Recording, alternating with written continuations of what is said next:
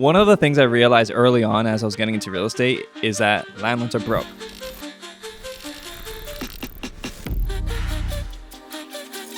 Right? People have no idea just how broke some landlords are, and it doesn't occur to you, but you can actually tell when you start looking at some of these rental properties out there and how poorly they're kept. Some they don't necessarily upgrade them. There's few that do, but a lot of them are broke. Tenants think, oh yeah, the landlord's just collecting money, living off of us, but it's not true. They're probably struggling, and a lot of people don't realize how you get into real estate, and then all of a sudden it's like there goes all your money. Yeah, there's no cash flow. There's not enough cash flow for you to actually be living certain style of lifestyle. You're collecting some money, $200-$300 per month. You can't actually live off that cash flow. It's just a cash flow, but a positive cash flow, so that you don't have to worry about putting money back into the project. Let's say you meet a relatively new real estate investor. Last 3 years, they bought a couple properties. Let's say they have 3 properties. How much positive cash flow do you think they'll have? Probably less than 1,000. Less than 1,000 at best. And how much are the properties worth? Honestly, you wouldn't be at the price that we're looking at right now. You would be like maybe $500K. So you have a $1.5 million portfolio, and you got less than $1,000 positive cash flow a month. That sounds like something doesn't sound right about that. Yeah, it's not a lot. What do you think it is that landlords can do to maybe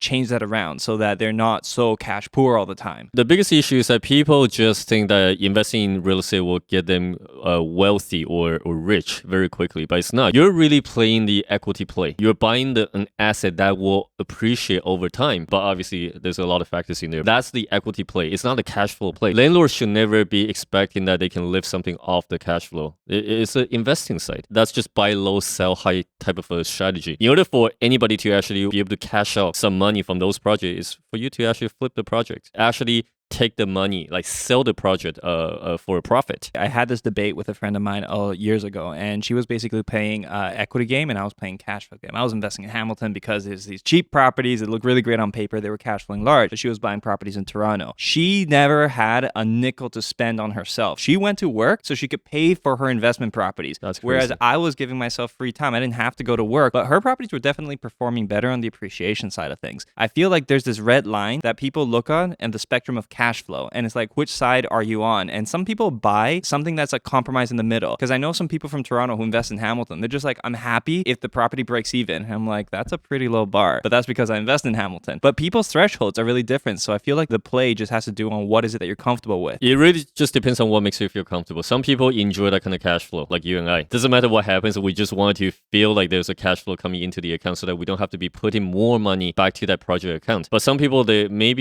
sitting on a lot of cash and they're okay with not having so much mortgage. All of a sudden they're doing the equity play. People hype it up. People always talk about this idea, this dream behind being able to buy enough rental properties. You're going to collect all this income. What is those brotastic Matt McKeever guys with the cash flow tribe, right? And that stuff was being really hyped up. And I think the idea behind it is good if you go further out enough away from Toronto and you buy properties that are cheap enough that the numbers just make sense no matter what you do. You can throw a rock and make money kind of thing, right? Yep. Out of these rental properties, because the rents on some of these cheaper properties, when you go further out, they're not that drastically different from what they are as you approach closer to a Toronto relative to the acquisition cost. Right. So there you can cash flow positive. And this is where the interesting part is, right? If you can actually select the right city, the city that's actually growing or investor friendly, right? For example, like Welland right now is welcoming in a lot of different manufacturing into the city. They're making a lot of changes for the investors to really bring in more supplies. That kind of city, you invest in there, very, very affordable. But the moment that the city picks up or start expanding like crazy and start attracting more and more population into the city, that's where you can actually see the appreciation, because now there's more demand for the limited supply. And that's how you can make money. So don't be afraid to invest in out of town. A lot of people don't want to do that because it's out of their comfort zone. They don't want to be hiring or managing their properties remotely or being a little too far away, because it does create a lot of inconvenience. Being an investor is just to figure out where you should put your money for long term, but never expect the short-term cash flow that will replace your full-time job. I have a friend, he has this single-family home in Welland. Actually, it's funny you mentioned that, but there's 5 units in that single-family home. The guy can't refinance it for the life of him, right? But it is amazing cash flow. So the thing is that he has a property like that, and he as an investor has focused on the cash flow aspect, because he's just like 5 units. He's making, I think, about $5,400 coming in from that property every month. But the thing is that it's not a legal fiveplex, and anybody comes in to get the property appraised, they look at it and they say, well, this is in huge violations, and some banks don't want to touch it. So yeah, I think landlords, the thing is that a lot of them focus on cash flow, and then they end up sacrificing the equity gain. But if you focus on what you said, like looking at where the city is going to be focusing their efforts, maybe doing a development, maybe they want to increase densification, then you can actually take advantage of the potential equity growth as well as the cash flow advantage. And that would be a good balance for both. Exactly. And there's no good answer for every single individual, right? Everybody's financial situation is different. The story that you just mentioned, 5+, tons of cash flow, no mortgage for that property. That investor, if they're about to retire, that would be a great strategy because there's no further expansion that they need to do. They need to play safe. But for younger investor or beginner investor where you want to start continue growing your portfolio, that may not be a right approach. There's no right or wrong investing approach. It's just like what makes you feel the most comfortable. I think that that's a good point. And if you want to be cash positive, especially if you're a younger investor, one smart thing I saw this one guy do was he went and bought a student house. And because of the stage of life he was in, he was perfectly fine to just live in a room. So he was house hacking not by apartment, he was house hacking by rooms. So he goes to university, and he moves in 6-7 friends, and he's partying in his investment property, having a good time, making some money. This works for him, and he can afford to live off of that. So he wasn't exactly cash poor because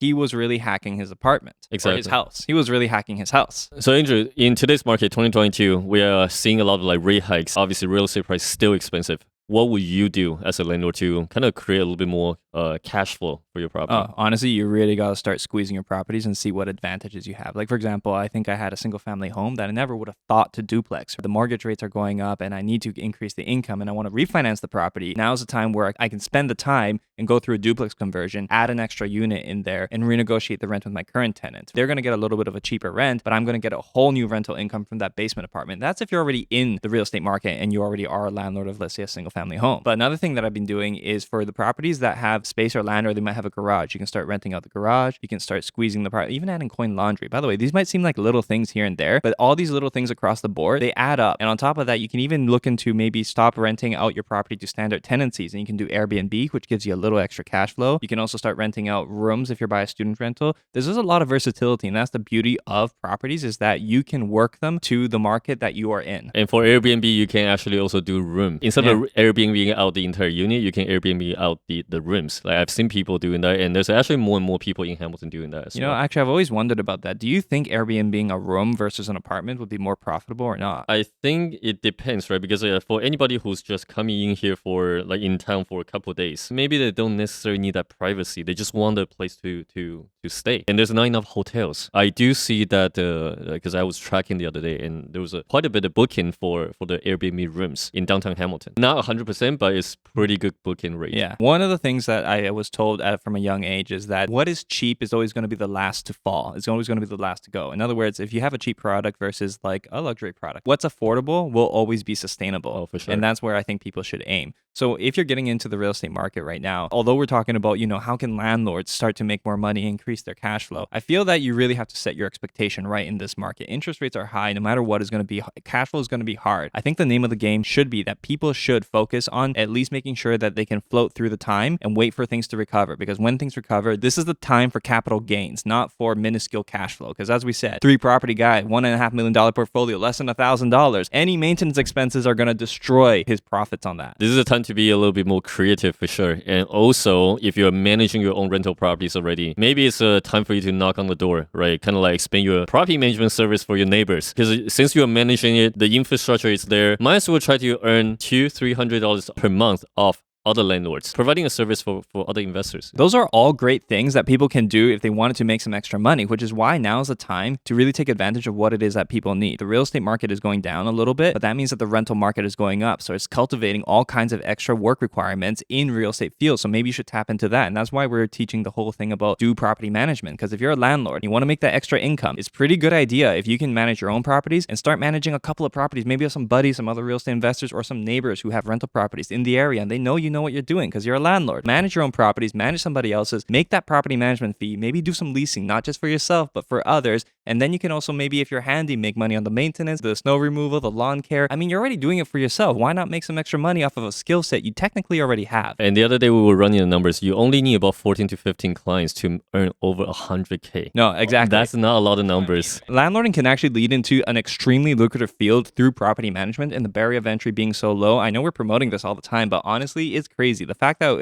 I was able to do over 100K in my first year was insane. So I think other people who are looking to figure out how to increase their revenue stream, property management is for sure the way. Yeah, you actually did 165 just Yeah, just I know, so I'm trying to be audience modest. That's the thing that we always talk about, where people always focus on how to save money, how to maybe squeeze little things here, when really if you focused on leaning on what you already have and building up more business and figuring out more ways to make money, that is where the money really is at. That's where the network and the possibilities really lay. And for younger investors, if they're actually trying to figure out a way to get into real estate, providing some lawn care services, right? I'm talking about like people who just want to kind of get in and have a bit of a relevant experience, right? Try to do that, because that will also help you expand your network with the investors. It's really important, because a lot of times how many people that we JV up with through our property management company, so many of them, because the trust has been established.